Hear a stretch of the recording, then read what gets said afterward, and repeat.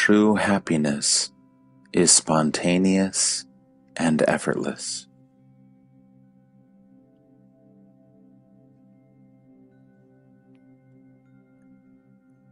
Pleasure and pain alternate.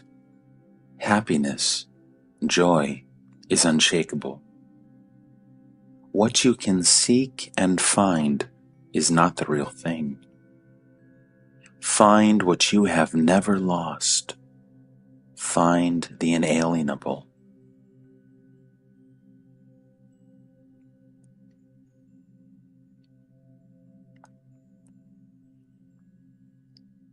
Give up all questions except one. Who am I? After all, the only fact you are sure of is that you are. The I am is certain. The I am this is not.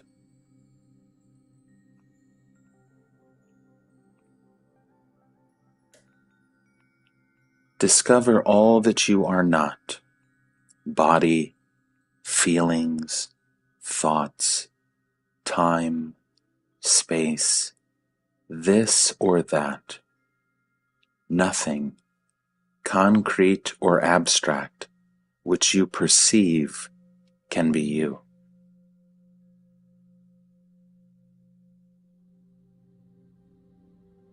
Have firm conviction that you are pure consciousness.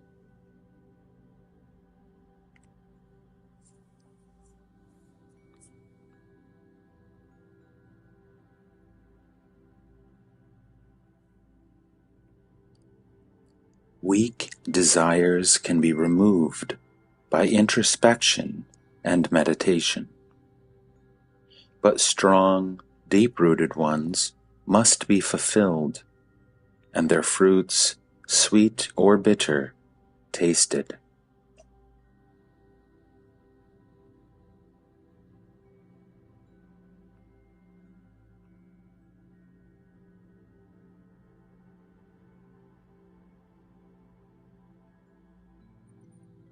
On the human scale of values, deliberate effort is considered praiseworthy.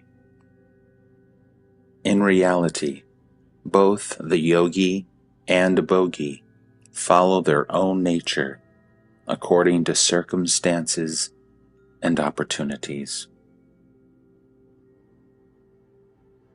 The yogi's life is governed by a single desire: to find the truth. The bogi serves many masters, but the bogi becomes a yogi, and the yogi may get a rounding up in a bout of boga. The final result is the same.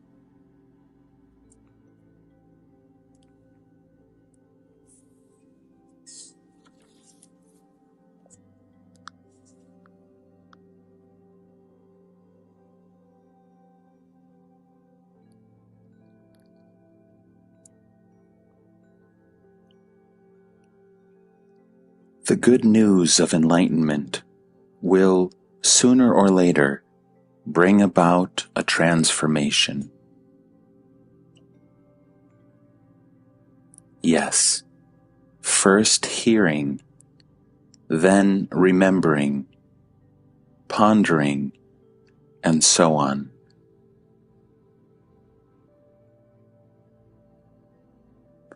The man who heard the news becomes a yogi, while the rest continue in their boga.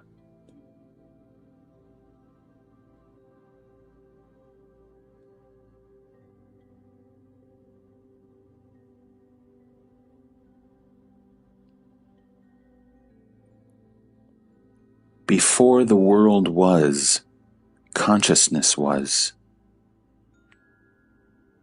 In consciousness, it comes into being. In consciousness, it lasts, and into pure consciousness, it dissolves. At the root of everything is the feeling I am. The state of mind, there is a world, is secondary. For to be, I do not need the world.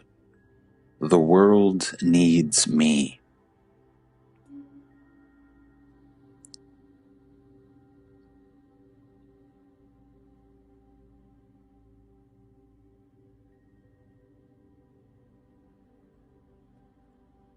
As you are now, the personality is only an obstacle. Self-identification with the body may be good for an infant, but true growing up depends on getting the body out of the way. Normally, one should outgrow body-based desires early in life.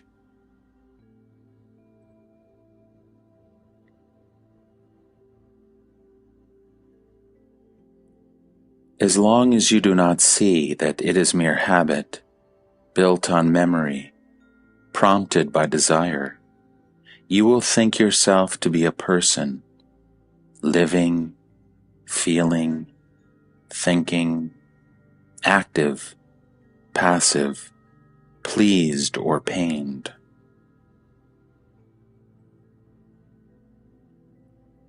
Question yourself. Ask yourself, is it so? Who am I? What is behind and beyond all this? And soon you will see your mistake. And it is in the very nature of a mistake to cease to be when seen.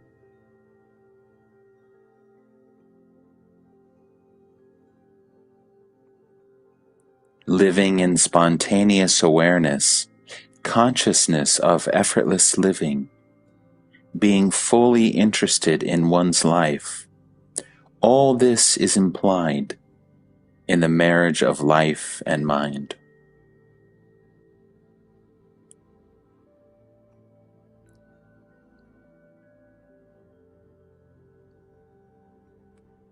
Humility and silence are essential for a sadhaka, however advanced. Only a fully ripened jnani can allow himself complete spontaneity.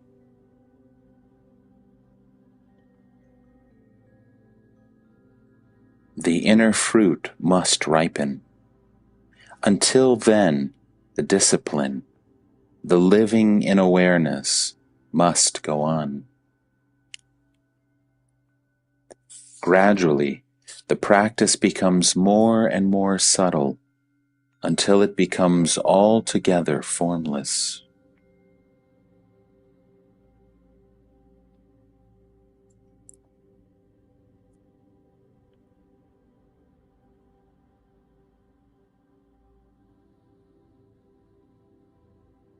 The world itself is contact, the totality of all contacts actualized in consciousness.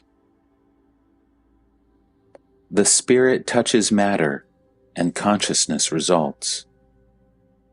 Such consciousness, when tainted with memory and expectation, becomes bondage.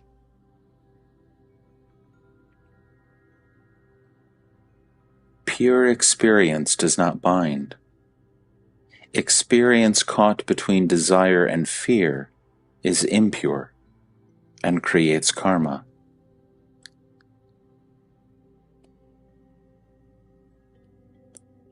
There is nothing wrong with duality as long as it does not create conflict.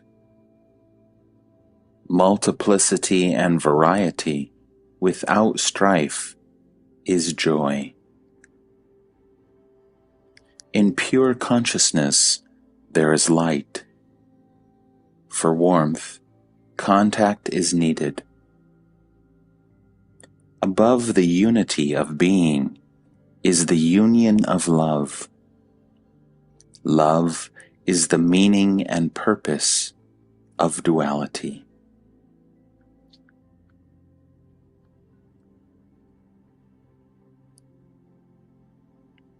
The 5 senses and the 3 qualities are your 8 steps in yoga. And I am is the great reminder. You can learn from them all you need to know. Be attentive. Inquire ceaselessly. That is all. All are being liberated. It is not what you live, but how you live that matters. The idea of enlightenment is of utmost importance. Just to know that there is such a possibility changes one's entire outlook. It acts like a burning match in a heap of sawdust. All the great teachers did nothing else. A spark of truth can burn up a mountain of lies. The opposite is also true. The sun of truth remains hidden behind the cloud of self-identification with the body.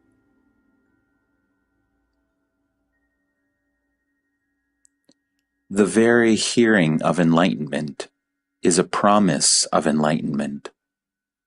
The very meeting with a guru is the assurance of liberation. Perfection is life-giving and creative.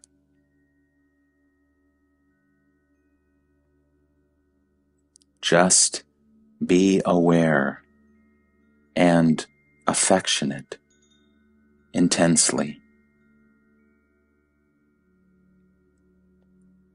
A realized man is not rich, for he has nothing. He is not poor, for he gives abundantly. He is just propertyless. Similarly, the realized man is egoless. He has lost the capacity of identifying himself with anything. He is without location, placeless, beyond space and time, beyond the world. Beyond words and thoughts is he.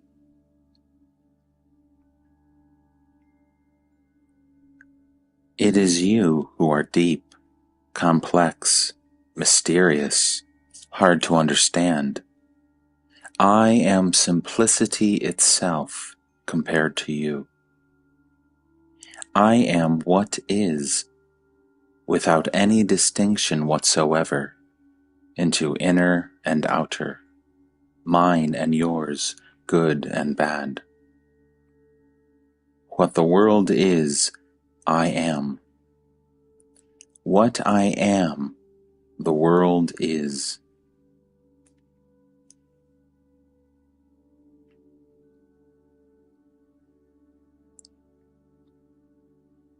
How does it happen that each man creates his own world? When a number of people are asleep, each dreams his own dream. Only on awakening, the question of many different dreams arises and dissolves when they are all seen as dreams, as something imagined. Even dreams have a foundation, in memory.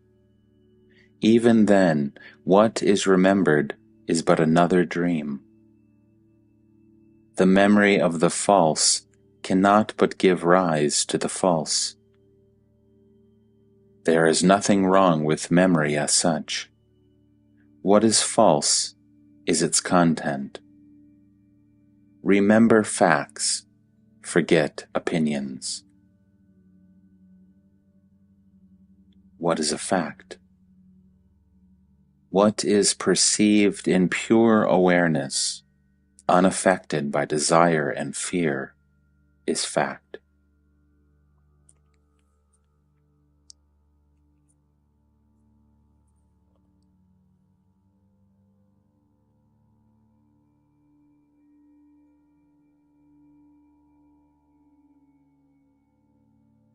To sit in judgment and allot marks is ridiculous.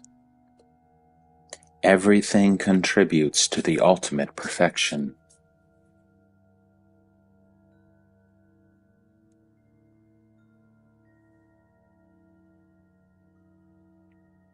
Let each act according to his nature. The ultimate purpose will be served in any case.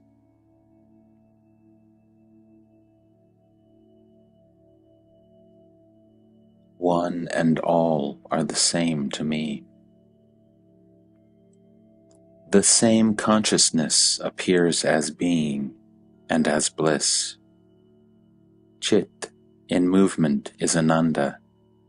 Chit motionless is being.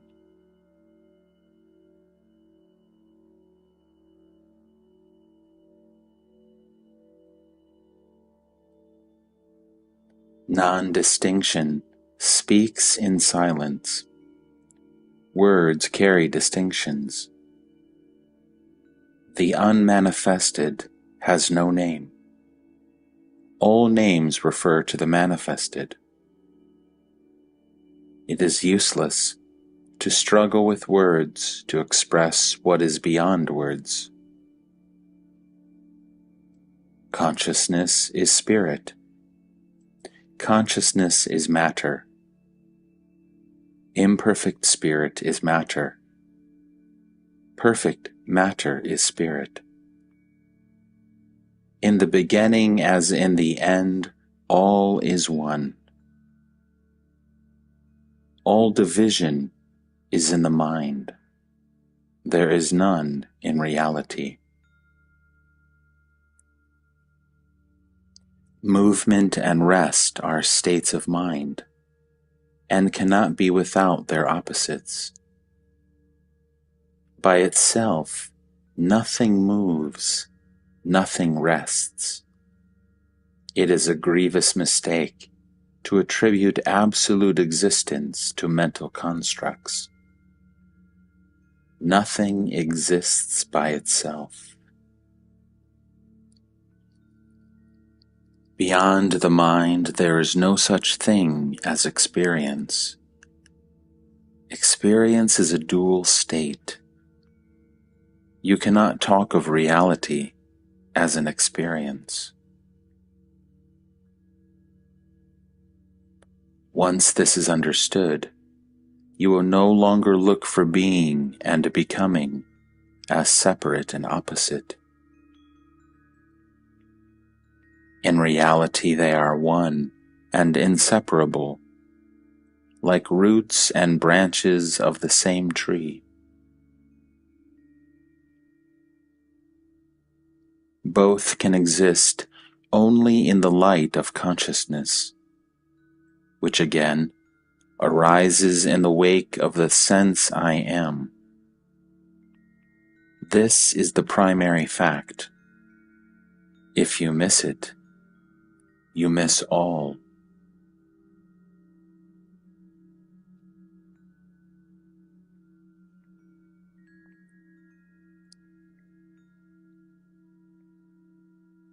Whatever is spoken is speech only. Whatever is thought only. The real meaning is unexplainable, though experienceable. The Mahavakya is true, but your ideas are false. For all ideas are false.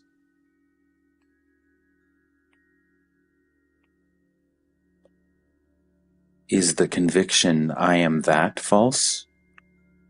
Of course. Conviction is a mental state. In that, there is no I am. With the sense I am emerging, that is obscured. As with the sun rising, the stars are wiped out. But, as with the sun comes light, so with the sense of self comes bliss. The cause of bliss is sought in the not I, and thus the bondage begins.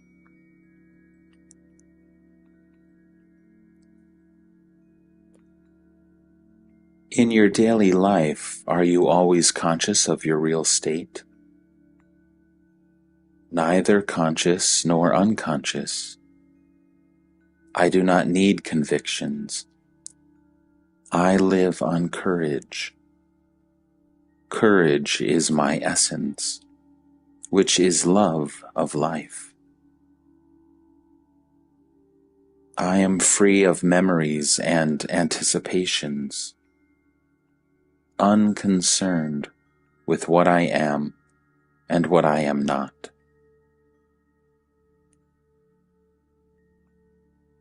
I am not addicted to self-descriptions. Soham and Brahmasmi, I am He, I am the Supreme, are of no use to me. I have the courage to be as nothing, and to see the world as it is, nothing. It sounds simple. Just try it.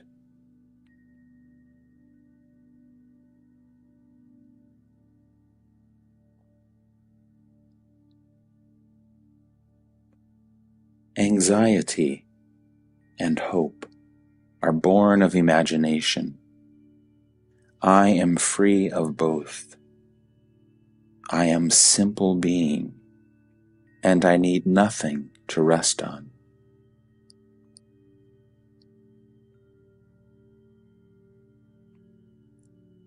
Being shines as knowing. Knowing is warm in love. It is all one. You imagine separations and trouble yourself with questions. Don't concern yourself overmuch with formulations. Pure being cannot be described.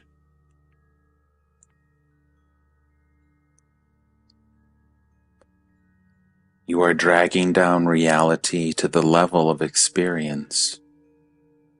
How can reality depend on experience when it is the very ground of experience? Reality is in the very fact of experience, not in its nature.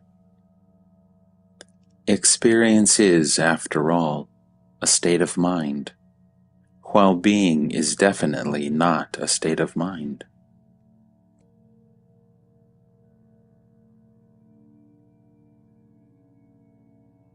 The separation is an appearance, just as the dream is not apart from the dreamer, so is knowing not apart from being. The dream is the dreamer, the knowledge is the knower. The distinction is merely verbal. The undisturbed state of being is bliss. The disturbed state is what appears as the world. In non-duality there is bliss. In duality, experience. What comes and goes is experience with its duality of pain and pleasure. Bliss is not to be known. One is always bliss, but never blissful.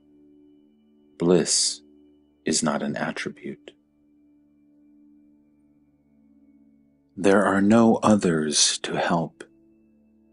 A rich man, when he hands over his entire fortune to his family, has not a coin left to give a beggar. So is the wise man, stripped of all his powers and possessions. Nothing, literally nothing, can be said about him. He cannot help anybody, for he is everybody. He is the poor and also his poverty, the thief and also his thievery. How can he be said to help when he is not apart? who thinks of himself as separate from the world, let him help the world. The only thing that can help is to wake up from the dream.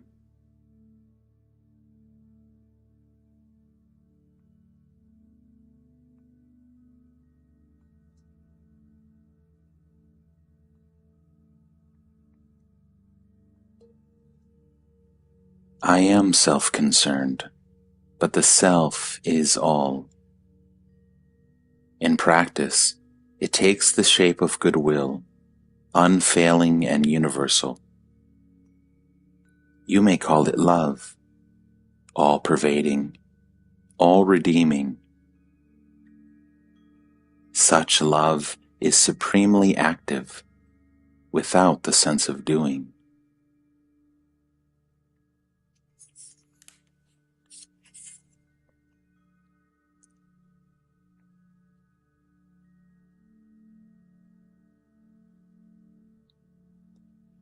What is love? When the sense of distinction and separation is absent, you may call it love.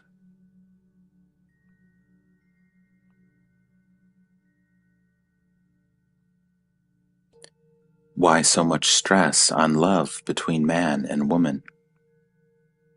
Because the element of happiness in it is so prominent.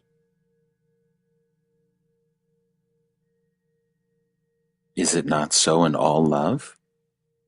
Not necessarily. Love may cause pain. You then call it compassion. What is happiness? Harmony between the inner and the outer is happiness. On the other hand, self-identification with the outer causes is suffering.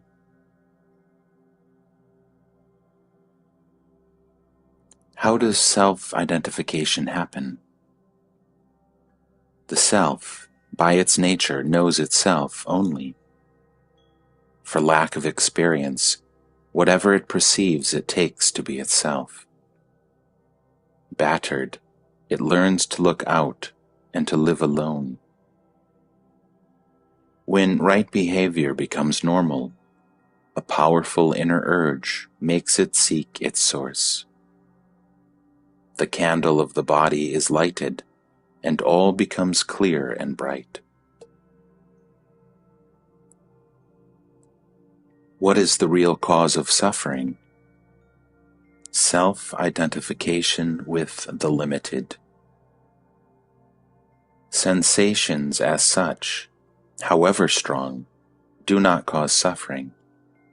It is the mind, bewildered by wrong ideas, addicted to thinking, I am this, I am that fears loss and craves gain and suffers when frustrated.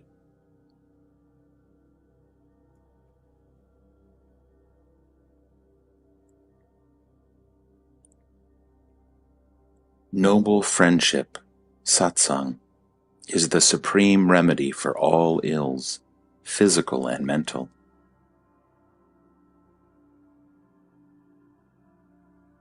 Seek within. Your own self is your best friend.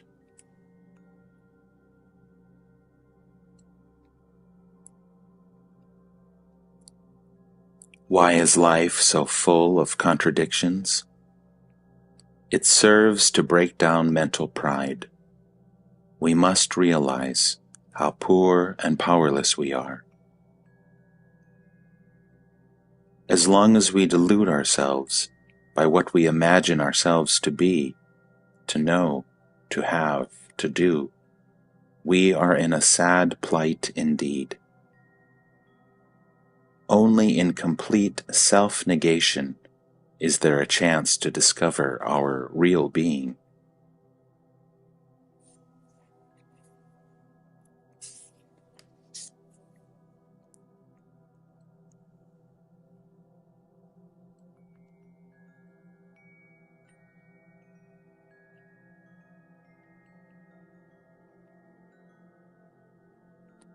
You must be serious, intent, truly interested to examine yourself.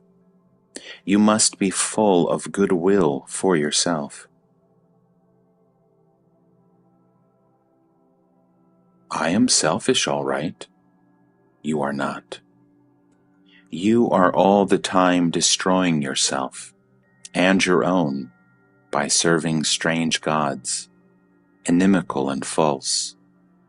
By all means, be selfish, the right way. Wish yourself well. Labor at what is good for you.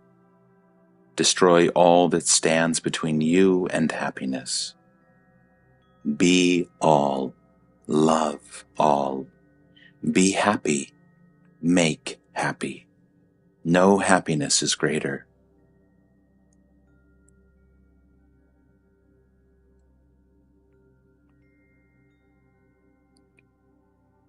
Why is there so much suffering in love? All suffering is born of desire. True love is never frustrated. How can the sense of unity be frustrated? What can be frustrated is the desire for expression. Such desire is of the mind. As with all things mental, frustration is inevitable.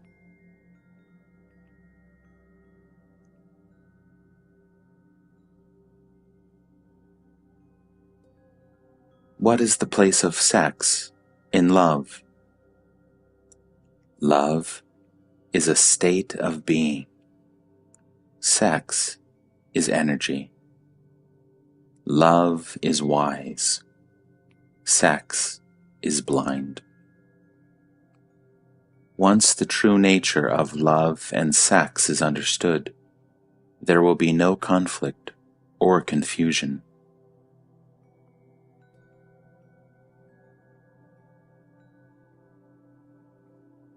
There is so much sex without love. Without love, all is evil. Life itself without love is evil.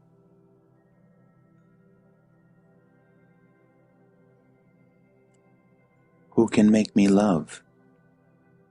You are love itself, when you are not afraid.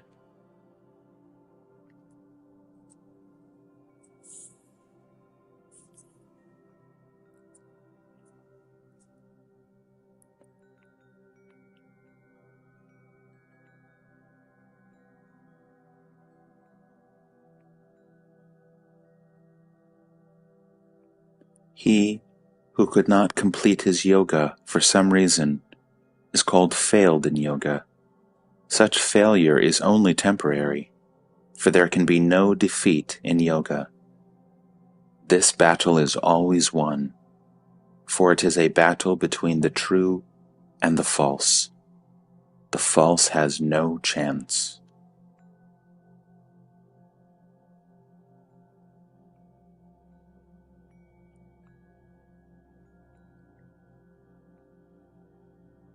There is no question of failure, neither in the short run nor in the long. It is like traveling a long and arduous road in an unknown country. Of all the innumerable steps, there is only the last which brings you to your destination. Yet, you will not consider all previous steps as failures. Each brought you nearer to your goal, even when you had to turn back to bypass an obstacle. In reality, each step brings you to your goal, because to be always on the move, learning, discovering, unfolding, is your eternal destiny.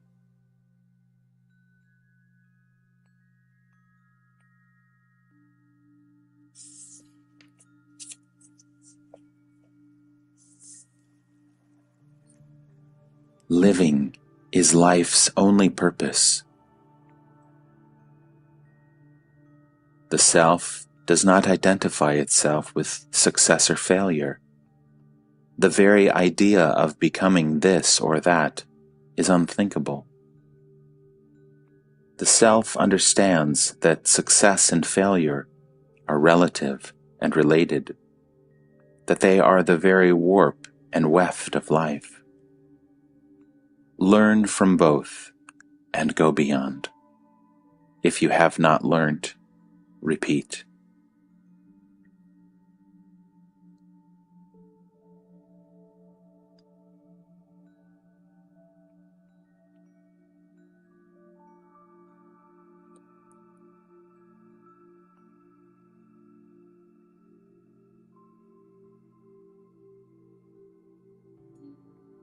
What am I to learn? To live without self-concern. For this, you must know your own true being as indomitable, fearless, ever victorious. Once you know with absolute certainty that nothing can trouble you but your own imagination, you come to disregard your desires and fears, concepts and ideas, and live by truth alone.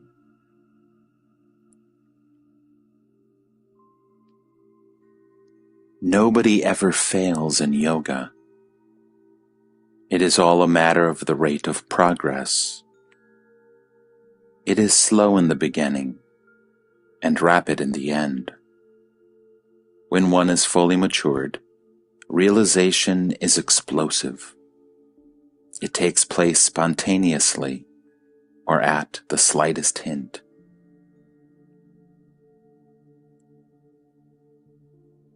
The quick is not better than the slow.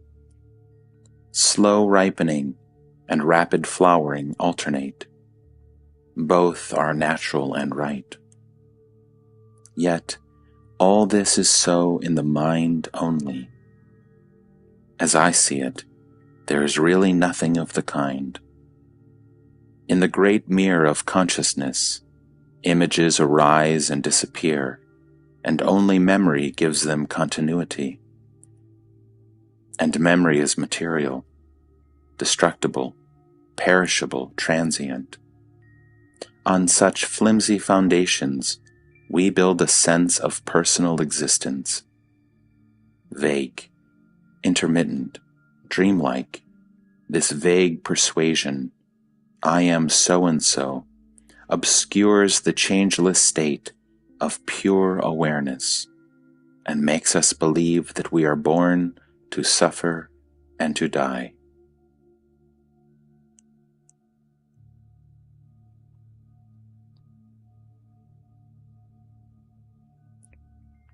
There is progress all the time. Everything contributes to progress.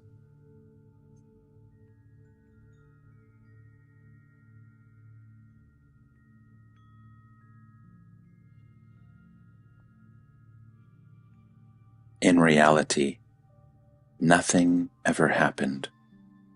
The sun is always there. There is no night to it.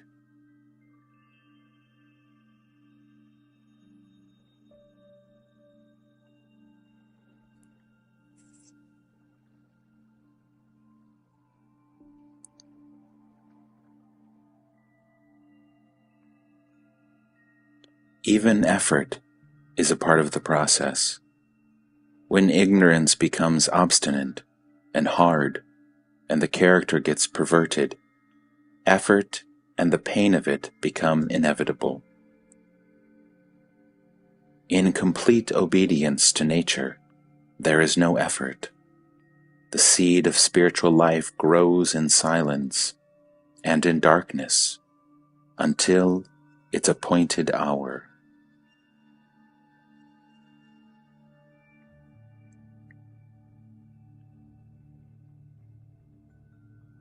Consciousness and unconsciousness, while in the body, depend on the condition of the brain.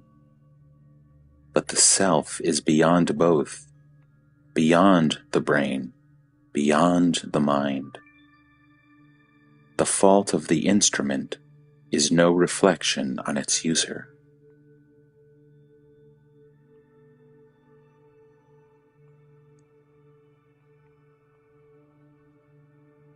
Why should a liberated man necessarily follow conventions? The moment he becomes predictable, he cannot be free. His freedom lies in his being free to fulfill the need of the moment, to obey the necessity of the situation, freedom to do what one must. What is right is real freedom.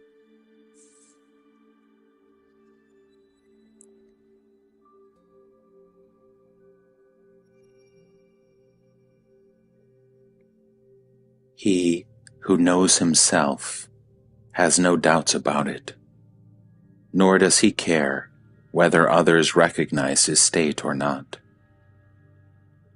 Rare is the realized man who discloses his realization, and fortunate are those who have met him, for he does it for their abiding welfare.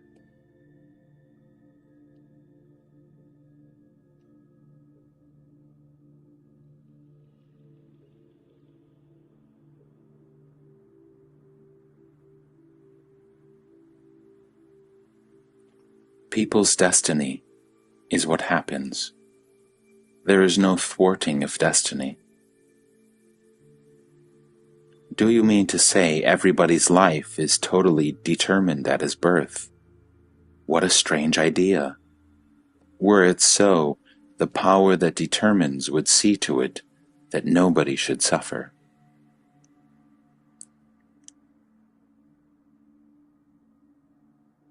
What about cause and effect?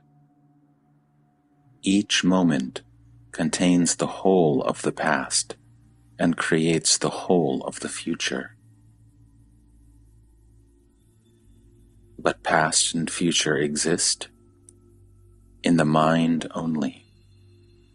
Time is in the mind. Space is in the mind. The law of cause and effect is also a way of thinking. In reality, all is here and now, and all is one. Multiplicity and diversity are in the mind only.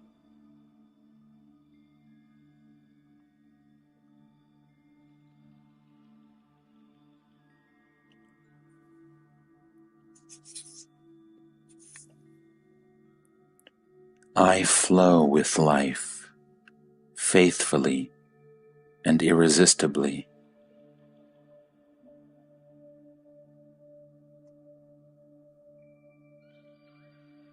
I can help. You too can help. Everybody can help. But the suffering is all the time recreated.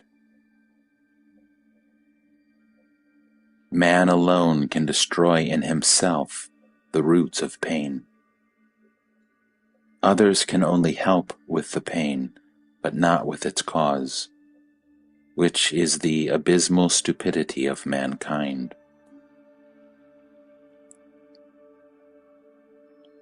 Will this stupidity ever come to an end? In man, of course, any moment. In humanity, as we know it, after very many years. In creation, never, for creation itself is rooted in ignorance. Matter itself is ignorance. Not to know, and not to know that one does not know, is the cause of endless suffering.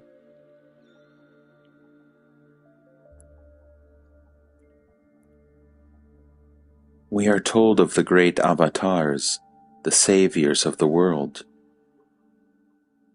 Did they save? They have come and gone, and the world plods on.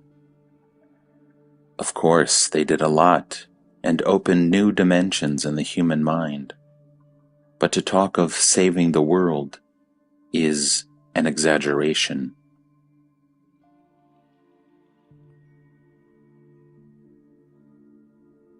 Is there no salvation for the world?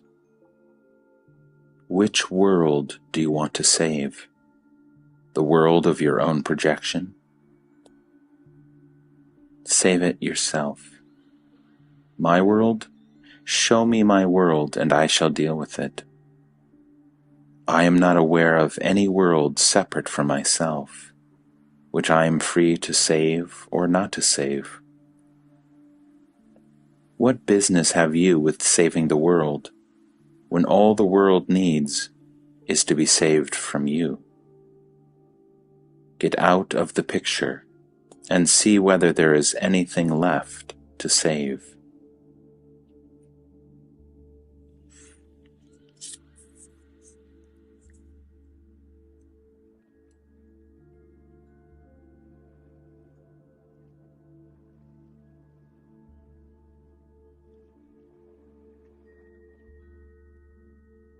Must people suffer?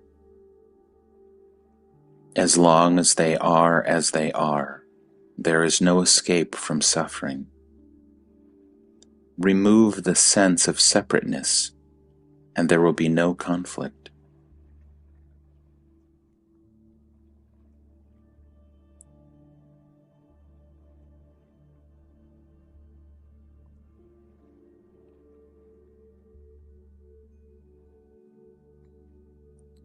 The dreams are not equal, but the dreamer is one. I am the insect. I am the poet in dream. But in reality I am neither. I am beyond all dreams. I am the light in which all dreams appear and disappear. I am both inside and outside the dream.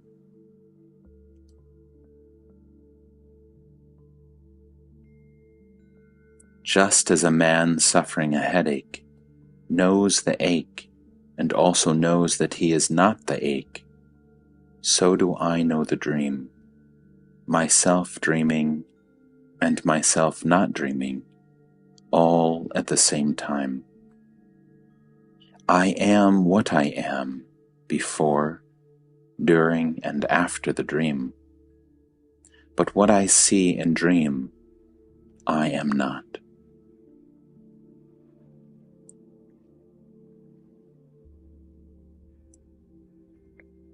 What is the way out of the dream? There is no need of a way out.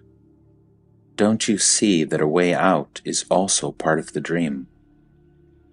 All you have to do is to see the dream as a dream.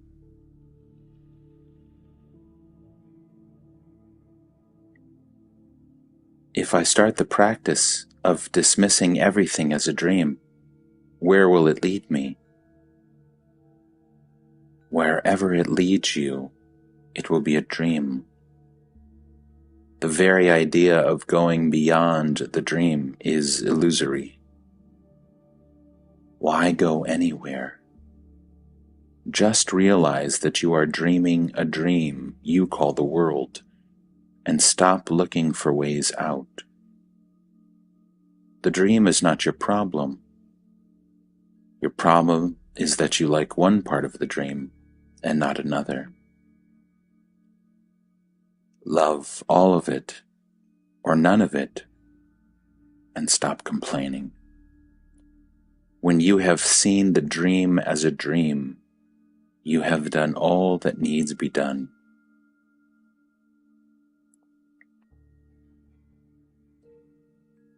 Is dreaming caused by thinking? Everything is a play of ideas. In the state free from ideation, nothing is perceived. The root idea is I am.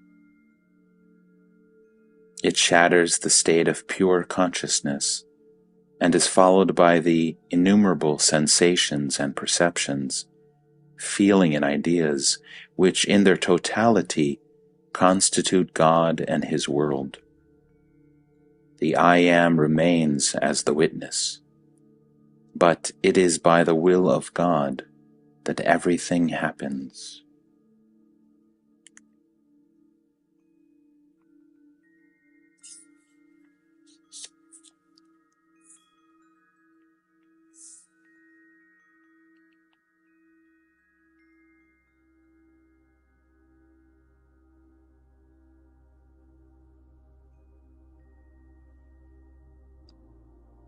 theories are neither right nor wrong.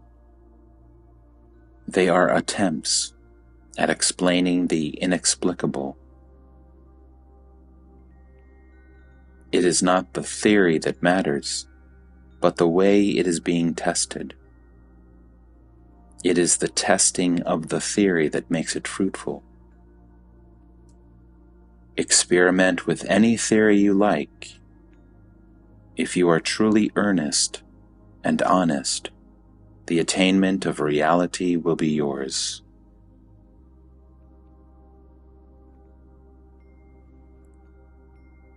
It is the earnestness that liberates, and not the theory. Your sincerity will guide you. Devotion to the goal of freedom and perfection will make you abandon all theories and systems and live by wisdom, intelligence, and active love.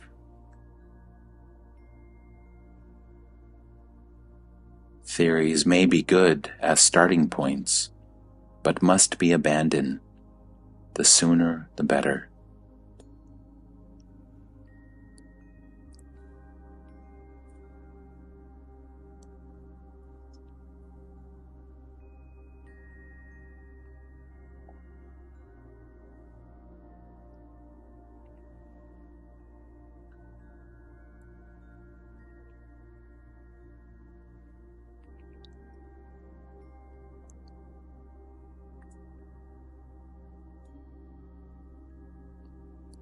Whatever name you give it,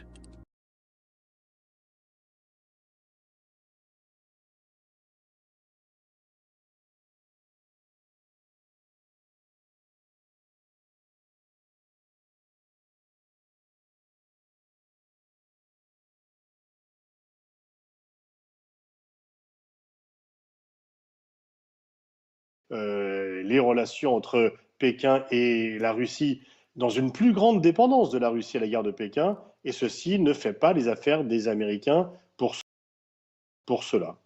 J'ai une dernière question à vous poser, que je poserai d'ailleurs également à ce plateau, mais pour cela, j'appelle ce qui va suivre. C'est ce qui ressort d'une réunion, là aussi présentée comme confidentielle, de hauts responsables du Pentagone, et qui affirme que Kiev ne pourra pas récupérer la Crimée, qu'elle n'en a pas les moyens. Voilà une partie du plan américain.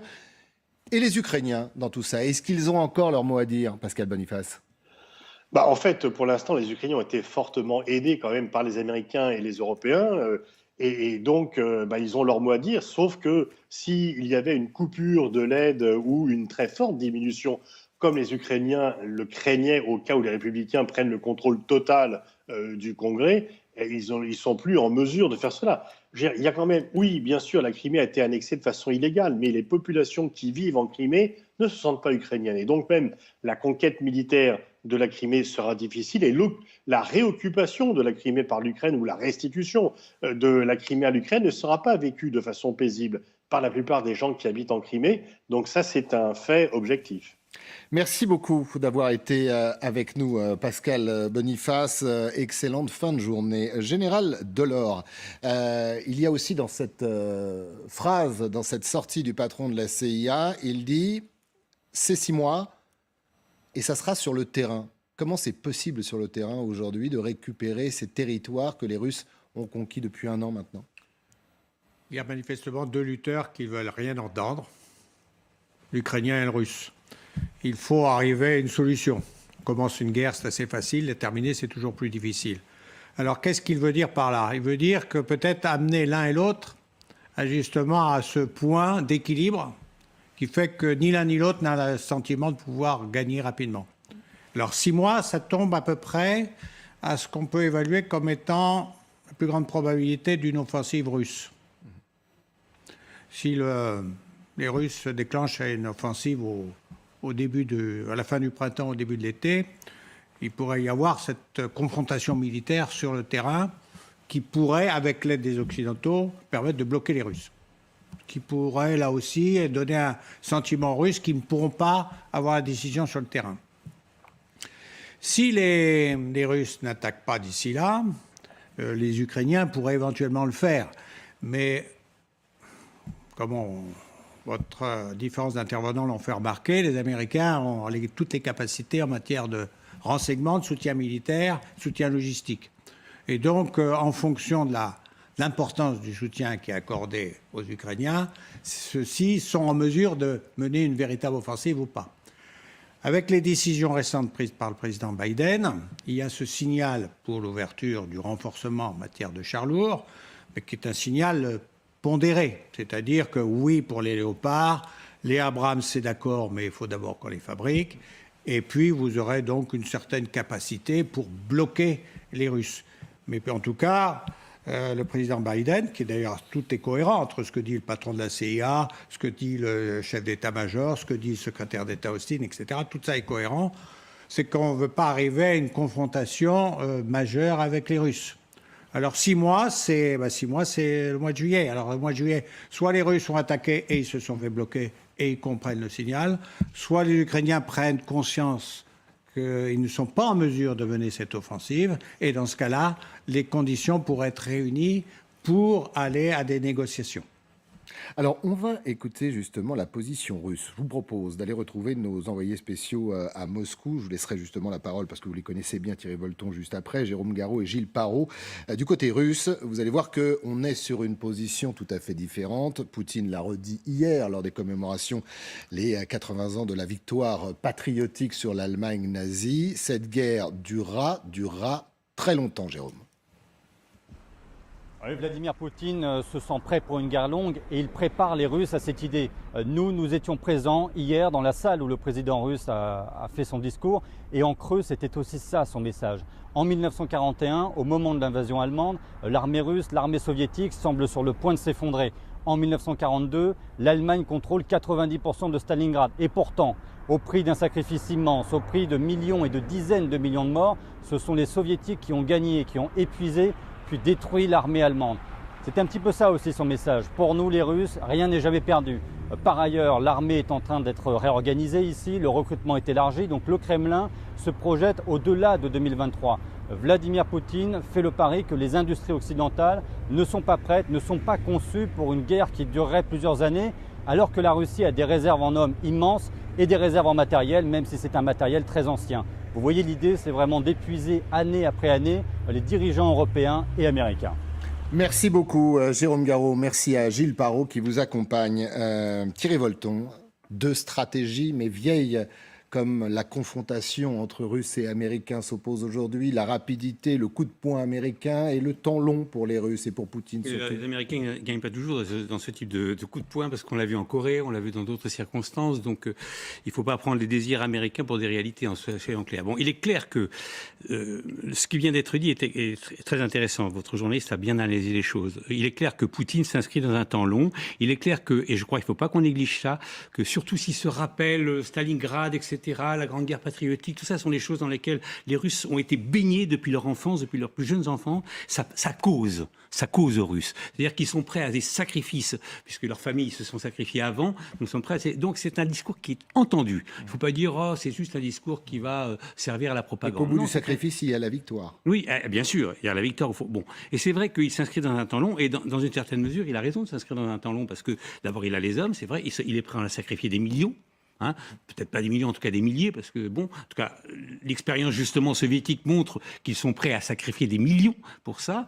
Il a les ressources industrielles, même si elles sont très limitées à cause des sanctions, mais enfin, il a ça au corps. Puis il a déjà 320 000 hommes sur le terrain. Hein. 320 000 hommes, c'est pas rien. Hein. C'est pas une petite armée. Donc, je parle. Et ça commence à faire la différence sur le terrain. Ça commence à faire la différence sur le terrain. Donc. On est effectivement dans deux perspectives totalement différentes. Je dois dire que je suis plus optimiste, enfin en vérité excessivement pessimiste dans la perspective poutinienne. Je pense que c'est lui qui est plus dans la réalité. C'est-à-dire que on est prêt à un long combat, nous allons le mener, etc. Du côté américain, je pense que l'idée de faire caler les Russes en 6 mois, j'y crois beaucoup moins. Hein. Alors peut-être qu'il y aura effectivement une offensive russe qui va être arrêtée, comme il a été dit. En tout cas, on peut l'espérer. Mais dans tout ça, et je pense que le papier de la Rand Corporation est excessivement important parce que c'est effectivement la vision du Pentagone. Dans tout ça, il faut quand même dire les choses excessivement clairement, c'est que si le scénario qui est annoncé par la Rand Corporation est celui qui risque de se passer, c'est une défaite des Ukrainiens. Soyons clairs, c'est une défaite des Ukrainiens. Parce que si on accorde à Poutine le fait qu'il mange 20% du territoire ukrainien, c'est quelque part une victoire. Je vous signale qu'est-ce qu'il veut. C'est pas, il a abandonné l'idée de libérer totalement l'Ukraine. Mais ce qu'il veut, c'est évidemment garder le Donbass. Et bon, la Crimée, ça fait des semaines que je dis que de toute façon, elle est perdue, malheureusement, à mon avis, pour les Ukrainiens. Mais là, donc, on est dans une perspective, à mon avis, excessivement préoccupante pour les Ukrainiens. Et effectivement, les Américains ont tous les moyens possibles de couper le robinet et donc de les obliger à négocier. Donc, je peux avancer un tout petit peu dans mon raisonnement. Je dirais que la seule façon... Alors évidemment, c'est encore utopique, mais la seule façon de faire passer la pilule pour les Ukrainiens, ça serait de leur garantir de rentrer très vite dans l'Union européenne et éventuellement même dans l'OTAN. Parce que ça serait donc une défaite politique à ce moment-là de Poutine. Donc il aurait un gain militaire, matériel sur le terrain, mais il aurait une défaite politique pour lui répondre que il n'a pas forcément gagné. Maintenant, je ne suis pas sûr que ni l'OTAN ni l'Union européenne soient capables et le désir de faire entrer rapidement les choses. Mais je pense que c'est très important comme deal, si je puis dire. On en parle.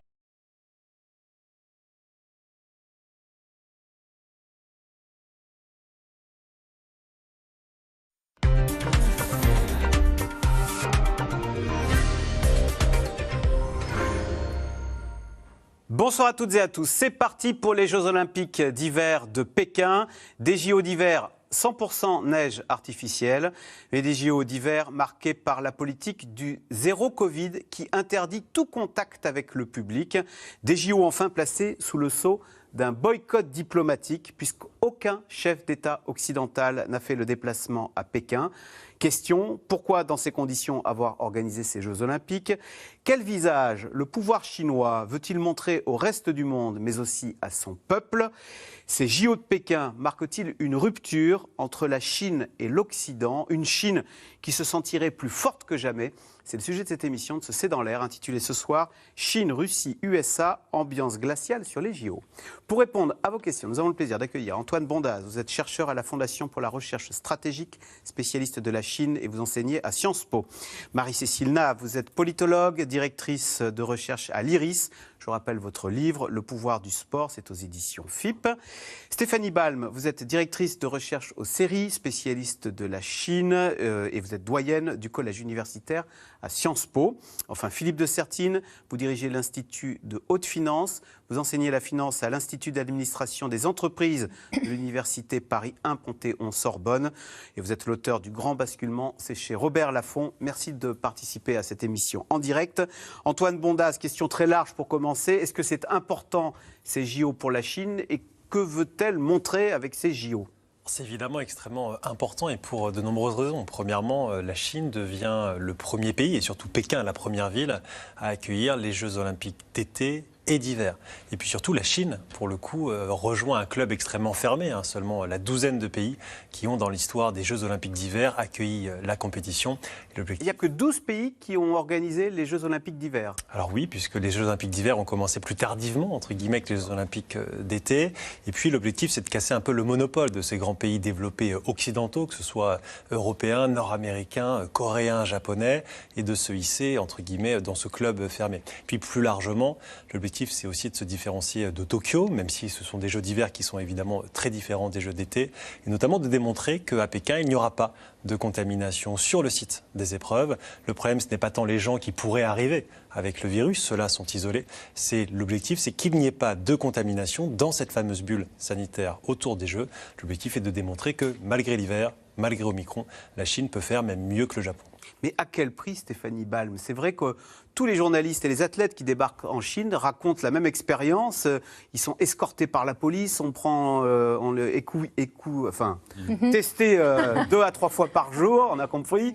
Est-ce que cette stratégie du zéro Covid, est-ce que justement l'exemple chinois nous montre que c'est une impasse? Est-ce que c'est tenable de contrôler à ce point face à un variant dont on ne cesse de dire qu'il est redoutablement contagieux? Non, enfin, si la question c'est est-ce que c'est tenable, probablement le gouvernement chinois lui-même sait que ça n'est pas tenable. Alors pourquoi s'entête-t-il sous question? Alors d'abord, cette question sanitaire, elle est politisée.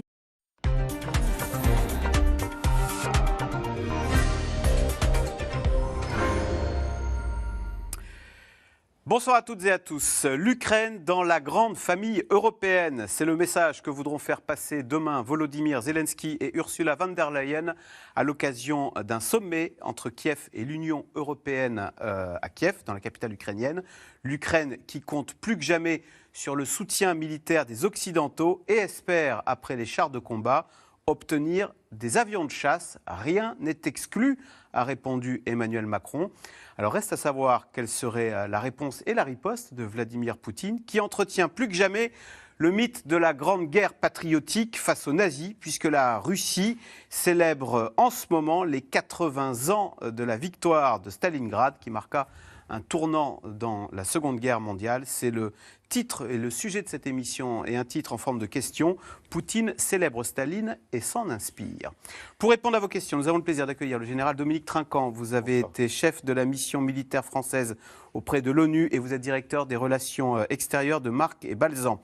Anne Niva, vous êtes grand reporter au Point. Vous êtes l'auteur de Un continent derrière Poutine, c'est aux éditions du Seuil. Rim Montaz, vous êtes chercheuse en questions de politique étrangère et de défense à l'IISS. Et Charles Haquet, vous êtes rédacteur en chef du service Monde à l'Express. Merci de participer à cette émission en direct. Général Dominique Trinquant, ça y est d'ailleurs, Ursula von der Leyen est arrivée à Kiev. Kiev, il y a encore 2 semaines, était l'objet de missiles russes. Est-ce que sur le plan sécuritaire, c'est compliqué de recevoir la présidente de la Commission européenne dans cette ville et ça dispose tout un... Ça nécessite tout un dispositif sécuritaire. Oui, ça nécessite, j'allais dire, des mesures de sécurité, de sûreté plus exactement évidentes. C'est pour ça qu'on n'a pas connu les détails jusqu'à récemment. Maintenant, vous savez, on parle beaucoup d'escalade. Je pense que les Russes sont aussi conscients qu'il ne faut pas qu'ils escaladent. Et qu'une frappe sur la Commission européenne, la présidente de la Commission européenne, ça serait quand même une escalade, un pas de trop, quoi. Donc voilà. Mais je pense de toute façon, il y a évidemment des mesures de sûreté à prendre. Oui. Alors, Ursula von der Leyen a dit « Nous sommes ici ensemble pour montrer que l'Union européenne soutient l'Ukraine plus fermement que jamais et pour approfondir encore notre soutien et notre coopération. »